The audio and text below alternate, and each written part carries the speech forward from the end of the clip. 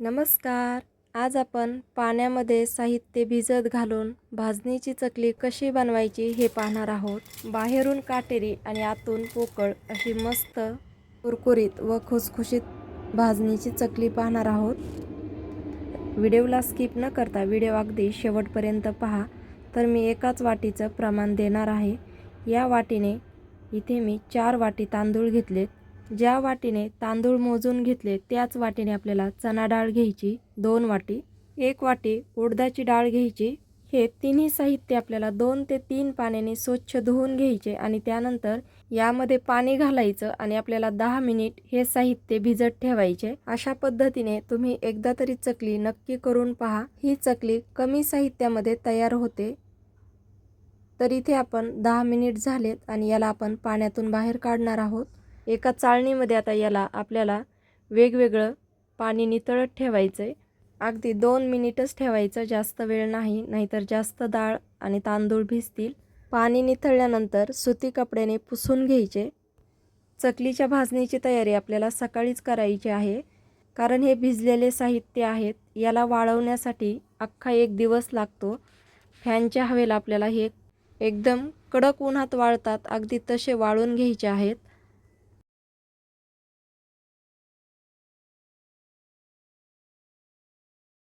तिन्ही साहित्य पुसून झालेत आणि आता तर इथे मी ओढणी अंथरली आणि फॅनच्या हवेला छान सुकत घातलेत, बघू शकता. आणि याला आपल्याला अधूनमधून हलवत राहायचंय. तर आता छान वाळलेत, बघू शकता. तर आता आपण याला भाजून घेणार आहोत.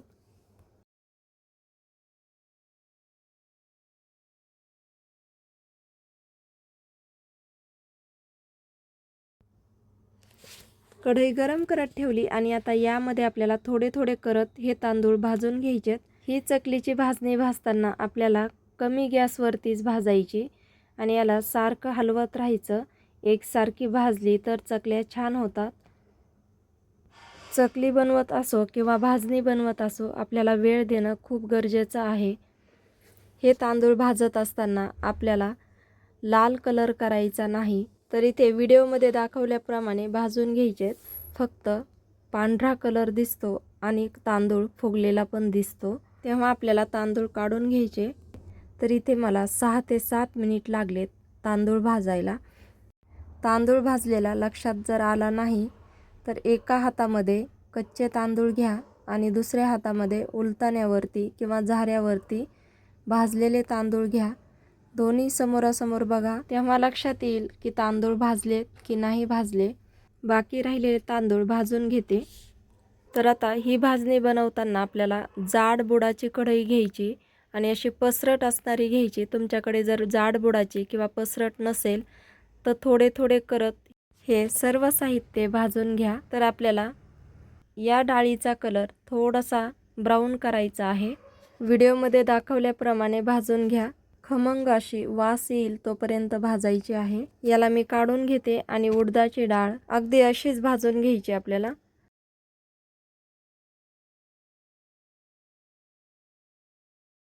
आता उडदाची डाळ भाजूया.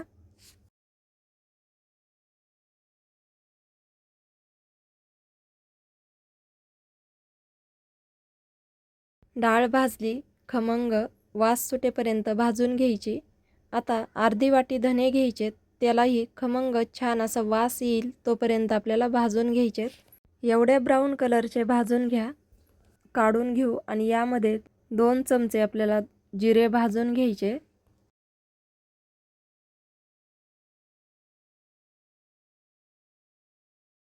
भाजणीचे सर्व साहित्य मी तुम्हाला जवळून दाखवले, कसे भाजायचे अगदी तसेच भाजा. आता हे आपल्याला थंड झाल्यानंतर याला आपल्याला बारीक दळून आणायचं. तर इथे मी भाजणी दळून आणली. आता आपण चकल्या करायला घेऊ. याच्यापासून चकल्या कशा बनवायच्या हे मी तुम्हाला पुढे व्हिडिओमध्ये दाखवणार आहे. तुम्हाला जर व्हिडिओ आवडला तर मित्रमैत्रिणींना व नातेवाईकांना व्हिडिओ शेअर करा. याच भाजणीपासून 4 वाटी पिठाच्या चकल्या बनवणार आहोत. तर आता आपण इथे पण एकाच वाटीचा वापर करणार आहोत. पीठ घेण्यासाठी जी वाटी वापरली तर त्याच वाटीने आपल्याला पाणी पण मोजून घ्यायचं आहे.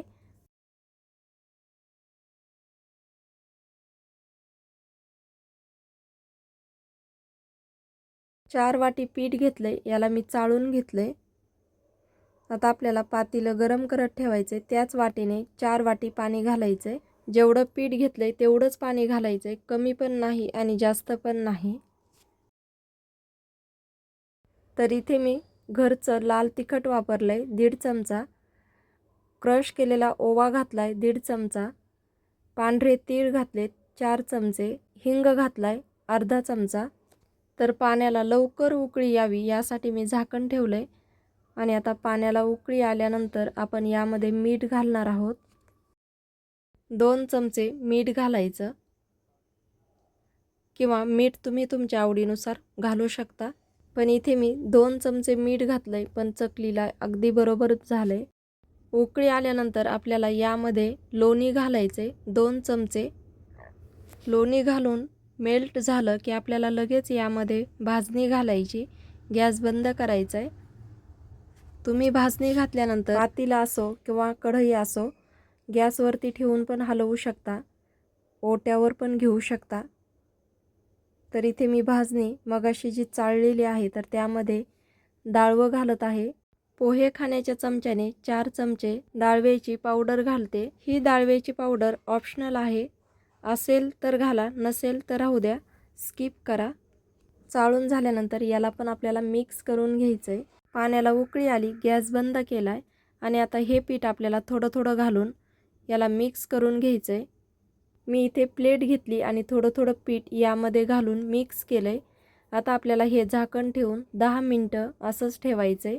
10च मिनटं ठेवायचं, जास्त वेळ नाही. त्यानंतर मिक्स करायचं. तर इथे 10 मिनिट झालेत, बघू शकता पीठ छान मस्त उकडलं आहे. तर आपल्याला आता याच्यातलं अर्धं पीठ काढून घ्यायचं आहे. झाकण काढल्यानंतर आपल्याला हे पीठ छान एकजीव करून घ्यायचं आहे. तर इथे मी ताट घेतलं आहे आणि यामध्ये अर्धं पीठ काढून घेते आणि बाकी राहिलेलं पीठ झाकून ठेवते. 10 मिनिटानंतर हे पीठ आपल्याला कोमट हाताला लागेल, त्यावेळी आपल्याला पाणी घेऊन हे पीठ छान मळून घ्यायचं आहे. तर इथे मी ताटात मला मळायला जमेना म्हणून मी इथे टोपली घेतली. हे पीठ मळताना आपल्याला 6 ते 7 मिनिट सलग हे पीठ मळून घ्यायचं आहे. अगदी आपण भाकरीला पीठ मळतो तशा प्रकारे मळून घ्यायचं. कधी पण चकल्या बनवताना पीठ जर जास्त घट्ट झालं तर चकली तुटते आणि पातळ झाली तर चकलीला काटे छान येत नाही. म्हणून आपल्याला पीठ छान आणि मऊ असं मळून घ्यायचं आहे. तुम्हाला जर हे पीठ घट्ट वाटलं किंवा चकली तुटू लागली तर अजून थोडंसं पाणी घेऊन हे पीठ मळून घ्या. तर आता याचे मी 3 गोळे करत आहे. तर आता इथे मी चकल्या पाडून घेते. तर प्लेट मी अगोदरच लावली होती. तर लक्षात ठेवा, जर तुम्हाला चकलीला काटे छान पाहिजे असतील तर प्लेटची जी खरबूड बाजू आहे तर ती आतून करा आणि मऊ बाजू बाहेरून करा. असं केल्याने चकलीला काटे खूप छान येतात. आता इथे मी चकल्या पाडून घेते. त्याआधी आपल्याला साच्याला आतून प्लेटला छान तेल लावून घ्यायचं. थोडंच लावायचं, जास्त तेल नाही लावायचं. तर अशी लहान मोठ्या आकाराचे तुम्ही तुमच्या आवडीनुसार चकली बनवू शकता. मला मोठ्या आकाराची चकली आवडती म्हणून मी इथे मोठ्या आकाराच्या चकल्या बनवत आहे. तोपर्यंत आपल्याला तेल गरम करत ठेवायचं आहे.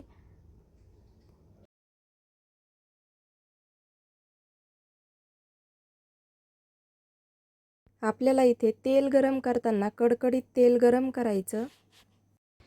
थोडंसं पीठ टाकायचं आणि तो गोळा वरती आला की आपल्याला तेलामध्ये लगेच चकल्या सोडून घ्यायच्यात. तर आता चकली कशी तळायची, गॅस फुल करायचा, चकली सोडायची. चकली सोडून झाली की आपल्याला मध्यम गॅसवरती ही चकली तळून घ्यायची. तेलामध्ये मावतील एवढ्याच चकल्या तळायच्या. तेलामध्ये चकलीची जास्त गर्दी करू नका, नाहीतर चकल्या व्यवस्थित तळल्या जात नाही. तर एक बाजू बुडबुड्या कमी झाल्या की आपल्याला पलटून घ्यायची.